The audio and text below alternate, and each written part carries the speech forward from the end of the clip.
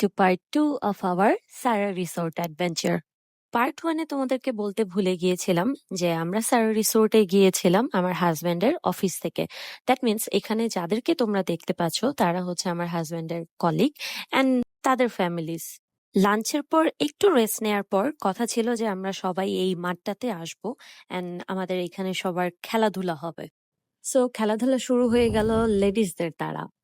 তোমরা দেখলে যে আমি একটা গোল অলরেডি দিয়ে দিয়েছি। লাকটা এতই খারাপ, ঠিক আছে আমি কিছু বলবো না, তোমরা দেখতে থাকো। এই গোল গোল গোল গোল গোল গোল গোল, দুটো গোল দিয়ে দিয়েছি আমি। এই যে এখন যদি আমি একটা গোল দিতে পারি তাহলে আমি ফার্স্ট হয়ে যাব। এখানে আমি একটু দুষ্টুমি করছিলাম যে ফার্স্ট হওয়ার জন্য বলটাকে একটু সামনে এগিয়ে নিচ্ছিলাম, কিন্তু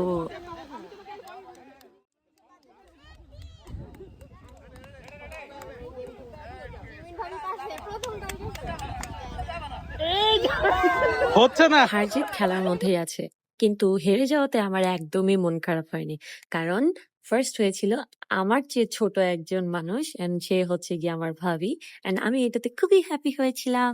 এখানে শুরু হয়ে গেল ছেলেদের বা পুরুষদের দৌড়। যে সবার আগে এই গোল পোস্টটা ছুঁয়ে আবার সেম জায়গায় ব্যাক করতে পারবে সেই হচ্ছে ফার্স্ট হবে।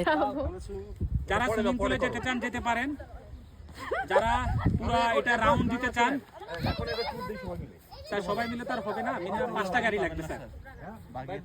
বাকি তো 5টা লাগবে, তো আমি আর ইস্তিয়াক যাচ্ছি। যদি যারা ঘুরতে চান একবার ঘুরেন, ঘুরে এসে সুইমিং পুলে যান। ওকে, এটা আপনাদের চয়েস। কেউ যদি মনে করেন যে এক্সট্রা একটি লেডিস জেন্টস কিডস সবার খেলাধুলা শেষ হয়ে যাওয়ার পরে আমরা যেই যার মতো ঘোরাঘুরি শুরু করলাম। একটা 8 তলা সমান টাওয়ারে উঠে গিয়েছিলাম জিপ লাইন রাইডের জন্য, কিন্তু ওঠার পর এটার হাইট দেখে লিটারেলি আমি আর সাহস করতে পারিনি। কিন্তু এটার চেয়ে ছোট একটা জিপ লাইন ছিল এন্ড আমি ওইটাতে উঠেছিলাম। দোলনা দেখলে সবারই ছোটবেলার কথা মনে পড়ে যায় এন্ড সবারই ছোট হয়ে যেতে মন চায়। আমার ক্ষেত্রেও ব্যতিক্রম হয়নি। আর তার সাথে যদি থাকে এইরকম ভিউ তাহলে তো কোনো কথাই হয় না।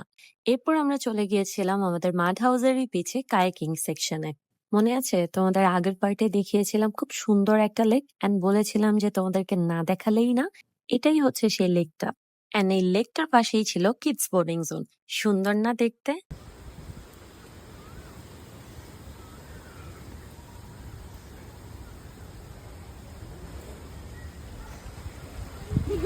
সাইকেল দেখে তো আমার আর তর্স হয়েছিল না যে আমি কখন সাইক্লিং করব, কিন্তু ওই দিন আর সাইক্লিং করিনি কারণ সন্ধ্যা হয়ে যাচ্ছিল এন্ড আমরা সবাই মিলে সুইমিং পুলে যাব।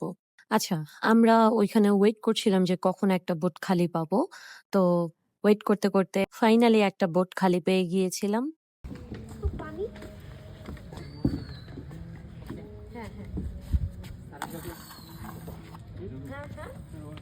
না না না না, হ্যাঁ আমি একাই। জ্যাকেট পরবে না? না, ও আমার ফোন আমি একটা বৃথা অ্যাস্থেটিক ভিডিও ক্যাপচার করার অ্যাটেম্পট নিয়েছিলাম, কিন্তু আমার ডাবল চিনটা, উফ প্লিজ সবাই একটু আমার ডাবল চিনটা ইগনোর করো।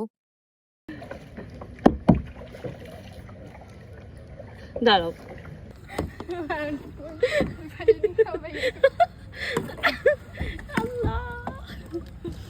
এই যে দেখো আমি কত সুন্দর কায়াকিং করি, কিন্তু আমার জামাই হচ্ছে গিয়ে পুরোই উল্টা, সে পানি একদমই পছন্দ করে না। আর পানি রিলেটেড যত রাইড বা যত অ্যাক্টিভিটিস আছে সেগুলো তো সে চোখেও দেখতে পারে না। রাঙামাটি যখন গিয়েছিলাম তখন কায়াকিং দেখে আমার খুবই কায়াকিং করতে ইচ্ছে করছিল। আমার তাকে লিটারালি ইমোশনাল ব্ল্যাকমেইল করে কায়াকিং এর জন্য রাজি করাতে হয়েছিল। আজকের ব্লগটা এখানেই শেষ করতে হচ্ছে এন্ড তোমাদেরকে বলছি যে পরের পার্টে থাকছে প্রাইজ গিভিং সেরেমনির কিছু মজার মজার কাণ্ড। So stay tuned.